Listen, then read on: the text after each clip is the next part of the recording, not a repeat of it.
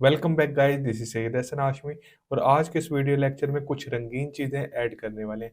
बहुत हो गया ब्लैक एंड वाइट हम लोग कर रहे थे और टेक्स्ट पे जितना काम हो गया है वो इनफ है। और अब हम लोग इमेजेस ऐड करने वाले हैं। तो चलें सबसे पहले जाके अपने डेमो में देखते हैं। यहाँ पर देखें तो दो इम्पोर्टेंट यहाँ पे इमेजेस हैं। यहाँ पर देखें एक बड़ी इमेज है जो ब्लॉग में लगी हुई है और जो ऊपर है वो ऑथर की इमेज है। तो ये दो इम्पोर्टेंट यहाँ पे इमेजेस हैं। चलें तो बड़ी इमेज को लगाना स्टार्ट करते हैं। ये वाली बड़ी इमेज हम लोग अपने इस प्रोजेक्ट में लगाएंगे। तो अपना प्रोजेक्ट ओपन कर लेता हूँ। यहाँ पे देखें हमारे फोल्डर में कुछ इमेजेस हैं और यहाँ पे देखें पोस्ट इमेज भी है और बाकी डिफरेंट इमेजेस भी हैं। तो अगर मैं इसको क्लिक करूँ तो ये देखें ये पोस्ट इमेज के नाम से ये ओपन हो जाती है। VS कोड ओपन कर देता है इमेज को, आप इसमें भी ओपन करके देख सकते हैं। तो मैं बहरहाल इसको क्रॉस करता हूँ और अब मैं देखता हूँ कि हमें कहाँ पर ये इमेज लगानी है। तो स्क्रॉल करता हूँ ऊपर, ये देखें ऑथर के बाद यहाँ पे ये इमेज आती है और इसको हम लोग इस ऑथर के बाद लगाएंगे और फिर बाकी चीज़ें आ जाती हैं। अच्छा, ये वाली H2 हेडिंग जो है ये जो हम लोगों ने थोड़ी सी इसको नेक्स्ट लगा दी है। ये देखें ये H2 मैंने कोड में भी हाईलाइट किया, इसको मैं कट करता हूँ।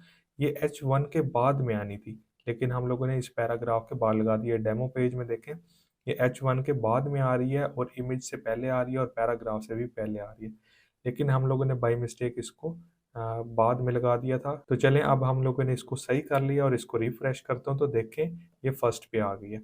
अब हम लोग इसके बाद यहाँ पर इमेज लगाएंगे। अब मैं यहाँ पे स्पेस देता हूँ और इमेज का टैग लगाता हूँ IMG और इसको क्लोज कर देता हूँ। अच्छा, एक बात मैं आप लोगों को बता दूँ, ये सेल्फ क्लोज टैग होता है, इसका क्लोजिंग टैग नहीं होता।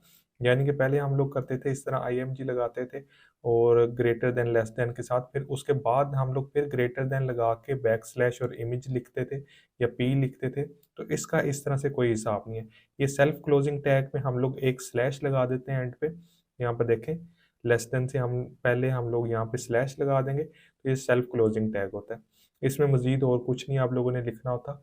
और अब आप लोग ये सोच रहे होंगे इसमें हम लोगों ने मजीद तो कुछ लिखा नहीं है, तो इसको किस तरह से पता चलेगा कौन सी इमेज है।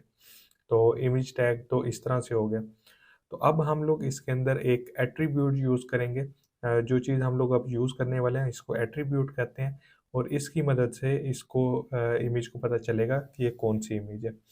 और यहाँ पर एट्रीब्यूट हम लोग जो यूज़ करने वाले हैं वो SRC है और SRC आप लोग लिखेंगे इक्वल टू डालेंगे और यहाँ पर आप लोग लगाएंगे डबल कोटेशन और फिर यहाँ पे आप लोग देखें नीचे आप लोगों को इमेजेस पूछ रहा है कौन सी है, तो हमारी है पोस्ट वाली। तो हम लोग इसका यहाँ पे लिखेंगे पोस्ट और जो इसका नाम होगा एज इट इज़ आप लोगों ने वो यहाँ पे टाइप कर देना है।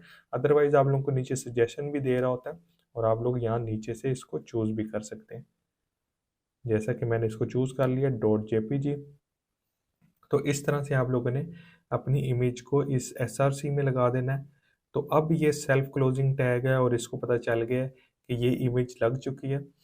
और इस इमेज के ज़रिए जैसा कि मैं आप लोगों को ब्राउज़र पे रिफ़्रेश करके दिखा देता हूँ, तो ये देखें हमारी इमेज इस तरह से ब्राउज़र में आ चुकी है। एट्रीब्यूट्स क्या होते हैं? एट्रीब्यूट्स वो इन्फॉर्मेशन होती है जो किसी भी मालूमात की वजाहत करती है। जैसा कि इमेज के लिए यहाँ पे SRC है और इसमें इमेज का नाम आप लोग पेस्ट कर देते हैं तो आप लोगों की इमेज यहाँ पे ब्राउज़र में नज़र आ जाती है। फिर एक एट्रीब्यूट और है आल्ट का एट्रीब्यूट। ये एट्रीब्यूट कब लगाया जाता है? देखें कुछ ब्लाइंड लोग होते हैं। एक तो ये एसईओ के लिए होता है कि ब्राउज़र को पता चल सके ये किस चीज़ की इमेज है। दूसरा ये है कि जो ब्लाइंड लोग होते हैं वो स्क्रीन रीडर से पढ़ते हैं कि ये यहाँ पे क्या मौजूद है, तो उनको यहाँ पे जो आप लिखेंगे किस चीज़ की इमेज है तो वो आल्ट में उनको पढ़ने में हेल्प होगी। तो यहाँ पे आल्ट में आप लोग आके टेक्स्ट राइट कर सकते हैं। एक तो ये ब्राउज़र की एसईओ में आप लोगों को हेल्प करता है, जैसा कि यहाँ पे आल्ट एट्रीब्यूट लिखता हूँ और डबल कोटेशन लगाता हूँ और इसमें आप लोग इस इमेज को राइट कर सकते हैं। जैसा कि ये आल्ट एट्रीब्यूट में आप लोगों ने वो बताना होता है जैसा कि HTML कोड ऑन स्क्रीन। तो ये जो हमारी इमेज है इसके अंदर HTML का कोड लिखा जा रहा है, ये उसकी तस्वीर है। तो मैंने इसलिए लिखा यहाँ HTML कोड ऑन स्क्रीन ताकि पढ़ने वाले को या सुनने वाले को ये पता चल सके या ब्राउज़र को पता चल सके या एसईओ में हेल्प हो सके कि ये किस चीज़ की तस्वीर है। जैसे ही मैंने इसको आल्ट को लिख लिया है और देखें ये विजुअली चेंज नहीं होता, मैं इसको रिफ्रेश करके दिखाता हूँ तो देखें इसमें किसी किस्म का चेंज नहीं आया।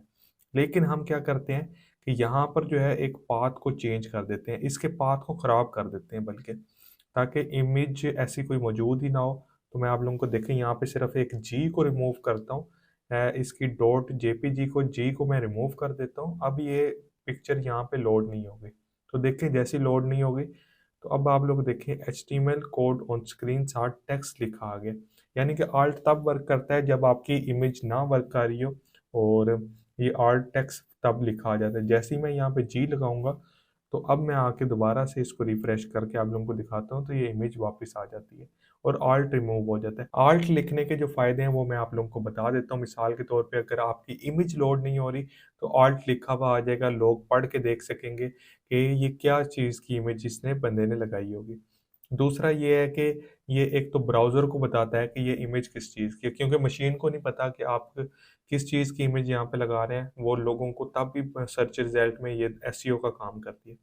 तीसरी चीज़ ये है कि जो ब्लाइंड लोग होते हैं, जो जिनको नज़र नहीं आता, वो ये इस चीज़ों को सुन के पता चलाते हैं कि यहाँ पे किस चीज़ की इमेज लगाई गई है।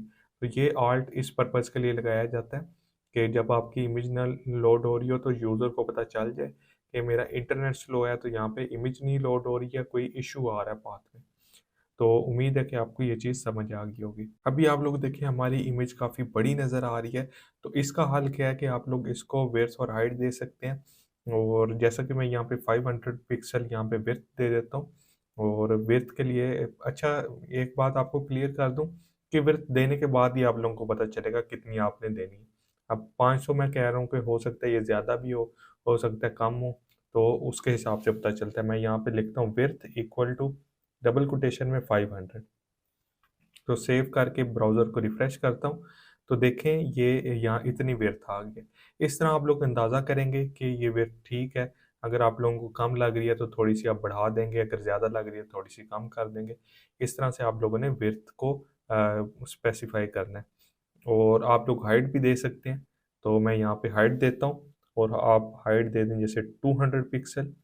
तो आप लोगों ने इस हिसाब से हाइट और विड्थ देनी है कि आपकी एस्पेक्ट रेशियो खराब ना हो। अच्छा, मैंने विड्थ दी थी तो इसने इसकी एस्पेक्ट रेशियो को खराब नहीं किया, और मैंने हाइट 200 दी है, तो चल के इसकी देख लेते हैं कि हाइट और विड्थ कितनी है। तो यहाँ पे मैं जाता हूँ, इसकी इमेज को क्लिक करता हूँ, तो आप लोग नीचे देखें इसकी 1000 विड्थ थी और 400 इसकी हाइट थी। तो मैंने दोनों का हाफ दिया, यानी कि 1000 का 500 कर दिया और 400 का 200 कर दिया। तो इस तरह एस्पेक्ट रेशियो इसकी ख़राब नहीं हुई, यानी कि ये इमेज जिस हालत में उस हालत में नज़र आ रही है। लेट्स सपोज अगर मैं इसकी हाइट और विड्थ को ख़राब कर देता हूँ, जैसा कि यहाँ पे मैं 500 हाइट कर देता हूँ, दोनों बराबर कर देता हूँ। अब रिफ्रेश करके देखते हैं, तो ये देखें इसकी एस्पेक्ट रेशियो ख़राब हो गई है, इमेज सही से नज़र नहीं आ रही। तो इसको मैं वापस से 200 कर देता हूँ। तो ये चीज़ें मैंने आपको बताया कि अगर आप लोगों ने इसकी हाइट और विड्थ एस्पेक्ट रेशियो के हिसाब से चेंज करनी है। अब आप लोगों ने ऑथर की इमेज लगानी है यहाँ पर, और अब देखें ये हेडिंग है, इससे पहले पैराग्राफ से पहले आपने जो ऑथर का नाम है उससे पहले लगानी है, ये वाली इमेज है। और अब मैं आप लोगों को सिर्फ बता देता हूँ कि आप लोगों ने इस पैराग्राफ से, ऑथर के नाम वाले पैराग्राफ से पहले लगानी है इमेज, और इसकी हाइट विड्थ आप लोगों ने 50 रखनी है, और इसके आल्ट में आप लोगों ने लिखना है short head of Laura Jones. तो इसको आप लोग ट्राई करें, वीडियो को यहाँ पे पॉज कर दें, ये चैलेंज आपका है, आपने इसको लगा के ट्राई करना है। नीचे मैंने आप लोगों को लगा के दिखाई है, तकरीबन ये सेम वैसे ही है। उम्मीद है कि आप लोगों ने इसको ट्राई किया होगा। चले मैं आप लिख के दिखाता हूँ, इमेज लिखता हूँ और ग्रेटर देन इमेज, और आप लोगों को पहले बताया ये सेल्फ क्लोजिंग है, तो यहाँ पे मैं पहले एसआरसी लिख लेता हूँ, और यहाँ पे लिखता हूँ इमेज का नाम लॉरा जोन्स। तो देखें ये मुझे रिकमेंड कर रहा है, मैं इसको क्लिक करता हूँ, और अब मैं यहाँ पे लिखता हूँ आल्ट, और आल्ट में लिखता हूँ head shot of Laura Jones, और यहाँ पे लिखता हूँ,